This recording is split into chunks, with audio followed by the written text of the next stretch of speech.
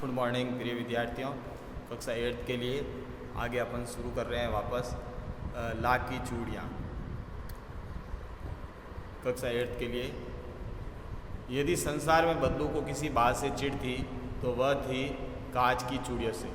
यदि संसार में बदलू को चिढ़ थी तो वो किसकी से थी? कांच की चूड़ियों से। यदि किसी भी स्त्री के हाथों में उसे कांच की चूड़ियाँ दिख जाती, कोई अगर महिला के हाथों में कांच की चूड़ियाँ पहने हुई दिख जाती तो अंदर ही अंदर कुड़ उठता, मतलब चिड़चिड़ापन हो उठता। कभी कभी तो 2-4 बातें भी सुना देता जिसके पहनी होती तो। मुझसे तो वह घंटों बातें किया करता था, ऐसा लेखक कह रहा है। कभी मेरी पढ़ाई के बारे में भी पूछता, कभी मेरे घर के बारे में, और कभी यहीं शहर के जीवन के बारे में मुझसे कहता कि शहर में सब कांच की चूड़ियाँ पहनते हैं। तो वह उत्तर देता, शहर की बात और है लल्ला, वहाँ तो सभी कुछ होता है, सभी कुछ होता है। वहाँ तो औरतें अपने मर्द का हाथ पकड़कर सड़कों पर भी घूमती हैं। तो लेखक कह रहे हैं कि शहरों में तो वहाँ कांच की चूड़ियाँ पहनती हैं।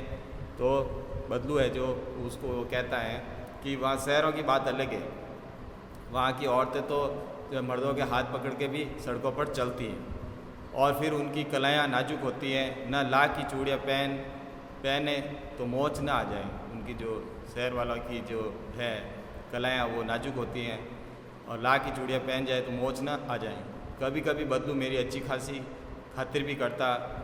जिन दिनों उनकी गाय के दूध होता तो वह सदा मेरे लिए मलाई बचा कर रखता, और आम की फसल में तो मैं रोज़ ही उसके यहाँ से 2-4 आम खा जाता। परंतु इन सब बातों के अतिरिक्त जिस कारण वह मुझे अच्छा लगता था यह था कि लगभग रोज़ वह मेरे लिए 1-2 गोलियाँ बना देता। मैं बहुधा हर गर्मी की छुट्टी में अपने मामा के यहाँ चला जाता। चाहे से गर्मी की छुट्टियाँ पड़ती तो मैं अपने मामा के घर चला जाता और 1 आध महीने में वहाँ रहकर स्कूल खुलने के समय तक वापस आ जाता। 1 महीना वहाँ रहता और स्कूल जैसे ही खुलती मैं वापस आ जाता, ऐसा लेखक कह रहा है।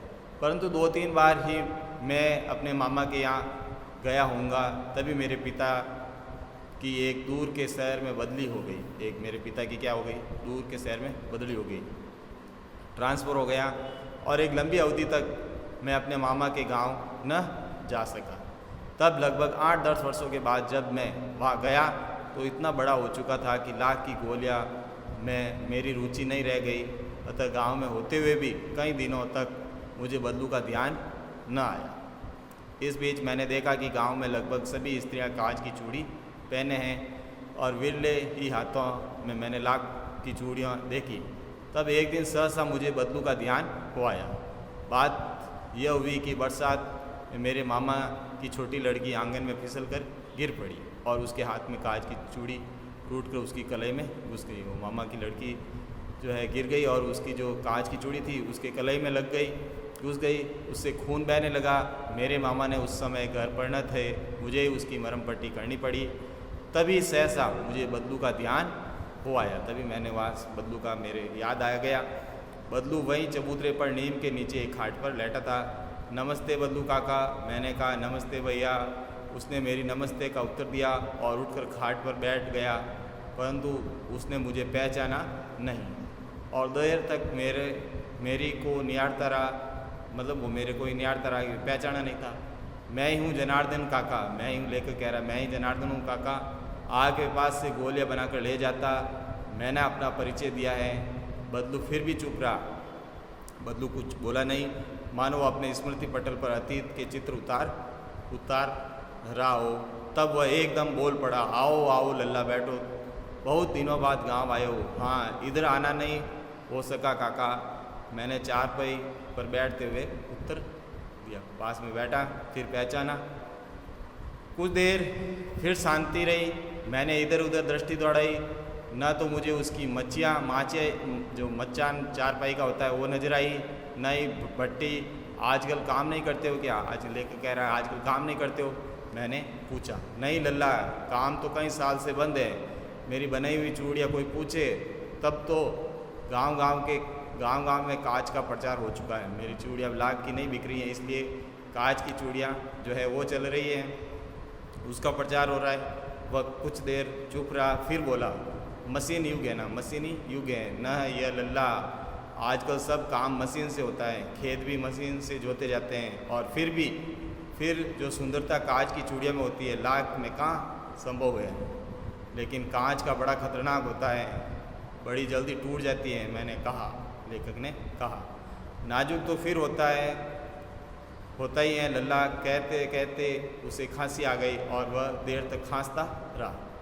मुझे लगा उसे दमा है, मुझे लगा उससे क्या हुआ, दमा हो रखा है बदलू चाचा को। अवस्था के साथ साथ उसका शरीर ढल चुका था। अवस्था जैसे जैसे बीतती गई शरीर ढलता गया। उसके हाथों पर और माथे पर नसें उभर आई थी। जाने कैसे जो है, जैसे मैं चुप रहा और अंदर बहुत व्यथा छिपी हो। मैं देर तक सोचता रहा, इस मसीह ने कितने हाथ काट दिए, और कुछ देर शांति रही जो मुझे अच्छी नहीं लगी। आम की फसल अब कैसे काका? कुछ देर पश्चात मैंने बात का विषय बदलते हुए पूछा। अच्छी है लल्ला, बहुत अच्छी है, उसने लहक कर उत्तर दिया और अंदर अपनी बेटी को आवाज़ दी। बदलू काका ने अपनी बेटी को आवाज़ दी, अरे रज्जो, लल्ला के लिए आम तो ले आ। फिर मेरी और मुखातिब होकर बोला, माफ़ करना लल्ला, तुम्हें आम खिलाना भूल गया था। नहीं काका, आम तो इस साल बहुत खाए हैं। वाह वाह, बिना आम खिलाए कैसे जाने दूंगा तुमको। मैं चुप हो गया। मुझे वे दिन याद हो आए जब वो मेरे लिए मलाई बचा कर रखता था। गाय तो अच्छी है ना काका? मैंने पूछा। गाय कहाँ है लल्ला? 2 साल हुए बेच दी है, गांव से खिलाता इतना। मैं रज्जो और उसकी बेटी अंदर से एक डलिया में ढेर से आम ले आई। यह तो बहुत है काका, इतने कहाँ खा पाऊँगा, मैंने कहा। लेखक ऐसा कह रहा है। वाह वाह, वह हंस पड़ा। सर ही ठहरे ना, मैं तुम्हारी उम्र का था तो इसके चौगुने आम एक बखत खा जाता। मैं जब तुम्हारी उम्र में था तो मैं इनसे भी ज़्यादा आम खा जाता। आप लोगों की बात और है, मैंने उत्तर दिया। अच्छा बेटी, लल्ला को 4-5 आम छांट कर दो, सिंदूरी वाले देना। देखो लल्ला कैसे ये साल ये पेड़ तैयार हुआ है। रजो ने 4-5 आम अंजुली में लेकर मेरी और बढ़ा दिए। आम लेने के लिए मैंने हाथ बढ़ाया तो मेरी निगाह एक क्षण के लिए उसके हाथों पर ठिठक गई और गोरी गोरी कलाइयों पर लाख की चूड़ियाँ बहुत ही फब रही थी।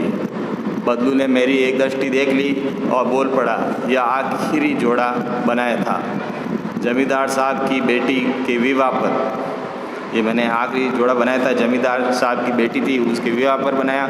10 आने पैसे मुझके दे रहे थे, मैंने जोड़ा नहीं दिया, कहा शहर से ले आओ। मैंने आम ले लिए और खाकर थोड़ी देर पश्चात चला आया। मुझे प्रसन्नता हुई कि बदलू ने हार कर भी हार नहीं मानी थी। उसका व्यक्तित्व कांच की चूड़ियाँ जैसा न था कि आसानी से टूट जाए। तो लेखक कामतानाथ। तो प्रिय विद्यार्थियों, मैंने ये पूरा चैप्टर रीड कर लिया है। अब आप इनको समझिए और पढ़िए घर पे। Thank you.